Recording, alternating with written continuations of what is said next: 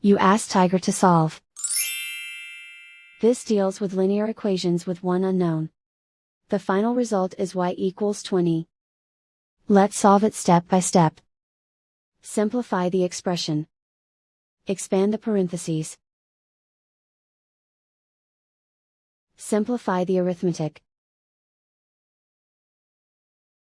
Group all constants on the right side of the equation. Add 68 to both sides. Simplify the arithmetic.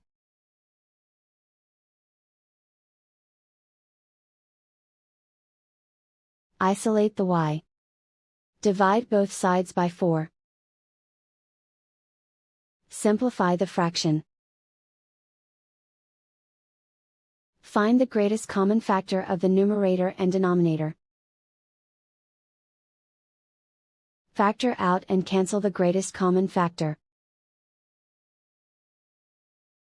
And so the final result is y=20.